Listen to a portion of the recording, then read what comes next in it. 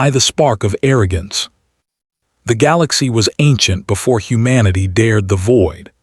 Countless empires had risen, devoured, and collapsed into ash long before Earth's ships left orbit. To the great dominions, humanity was an afterthought, a young species with fragile bones, still polishing their first colonies, still dreaming of greatness. And so, when the Vaith Dominion arrived in the light expanse, there was no hesitation. They struck with fire and venom. A colony burned. 1,000 civilian transports reduced to drifting embers. Children incinerated in their sleep. An envoy vessel, its banners raised in peace, was boarded, its crew executed on stream to 1,000 alien markets. The Vaith broadcast their cruelty like a trophy hunt. Their message to the galaxy was clear: Earth will not be allowed to rise. Their message to Earth was crueler still: you are nothing. Aye, mockery among the stars. The aftermath was not silence but laughter. Across the Dominion, feasts were held in the glow of humanity's burning ships. Alien lords toasted to the futility of Earth's resistance. Bards sang of the soft-fleshed apes, a species too sentimental, too fractured, too weak to endure. On alien newsnets, commentators ridiculed Earth's slow diplomacy, its obsession with treaties and ethics. They mocked the Terran Council as naive idealists who thought words could shield them from fire. The galaxy watched and agreed. Humanity was young, tender, unblooded. Earth's armies were spread across fragile colonies, its fleets still experimental. The predators of the stars called the humans many things: civilized, restrained, unfit for war. And in that arrogance, the galaxy made its first mistake. Aye, the silence before the storm. For a time, Earth said nothing. The comm lines were quiet. The diplomats withdrew. The colonies shuddered. It seemed to many that the species had bent its head in submission. But beneath that silence, something shifted. Shipyards lit with fire through the endless nights. Dreadnought hulls kept secret in orbital shadows were brought online. Old weapons were woken from cold vaults. Rail spines forged in Mars forges. Warheads layered with tungsten and antimatter. Families wept, but their tears became steel. The Terran Council issued no public threat, no boast, no declaration. Instead, across Earth and her colonies, a single order spread like a dark hymn: mobilize. Veterans were recalled. Scientists became armorers. Every orbital ring blazed with production. Civilian liners were stripped, reinforced, transformed into carriers. Entire cities volunteered for labor. Humanity's patience had ended. The Black Fleet was rising. When the sky broke. The first sign came at the edge of Vaith space. Dominion patrols vanished. Stations went dark without warning. Merchant lanes filled with rumors of shadows moving in the void. And then silence spread, vast and suffocating. The galaxy strained to listen. What had Earth unleashed? The answer came like thunder. On the day of retribution, the stars themselves seemed to collapse. A fleet unlike any seen before emerged from warp. Hulls obsidian, lined with crimson veins of light, dreadnoughts so vast they blotted suns. The Black Fleet had come. Their arrival was not heralded by drums or broadcasts. The first announcement was annihilation. Dominion border worlds, smug in their arrogance, vanished in a storm of orbital strikes. Carriers unfolded like black wings, unleashing clouds of strikecraft, razor-edged machines that cut through Dominion defenses with surgical precision. On every channel, one cold message played, voice without emotion.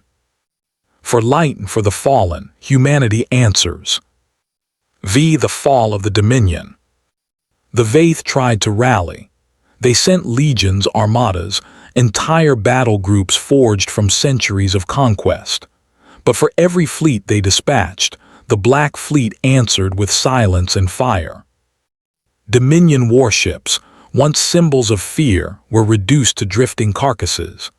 Planetary shields cracked under orbital hammers.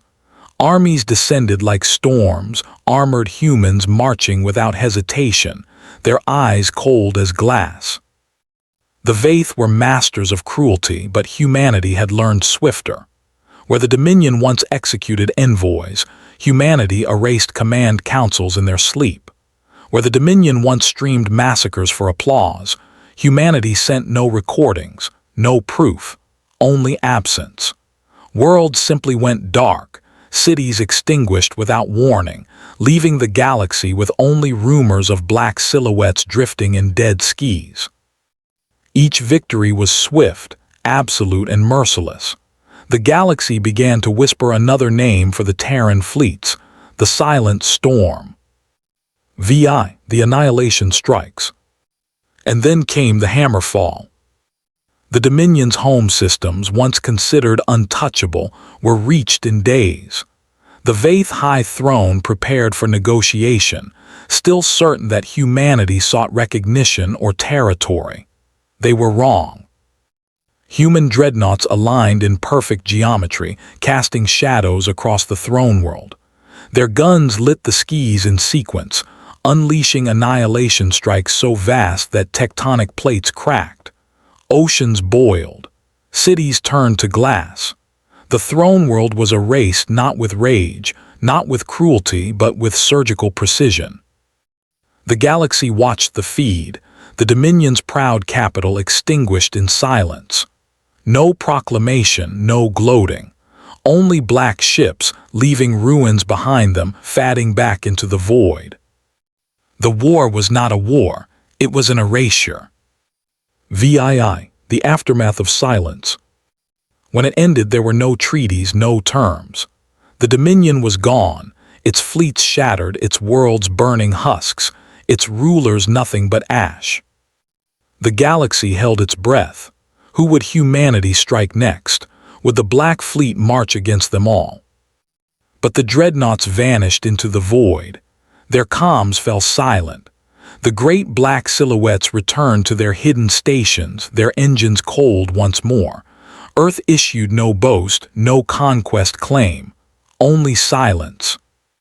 Yet silence was louder than any proclamation. In cantinas, survivors whispered of what they had seen. Fleets blotting suns, armies colder than death, weapons older than reason. Across empires, children woke from nightmares of black ships drifting outside their windows. The phrase spread in hushed tones, "Never provoke Earth again." VII, the legacy of fear. In the centuries that followed, treaties were signed faster, negotiations gentler, insults carefully measured. No ruler, no admiral, no diplomat dared forget the sight of obsidian dreadnoughts erasing a world in silence. Historians debated endlessly. Was the Black Fleet humanity's vengeance or its warning? Were those dreadnoughts forged for survival alone, or did Earth always plan the day they would rise? The galaxy never received an answer. Humanity remained patient, watching, building, waiting. Because in the silence after annihilation, one truth had become eternal.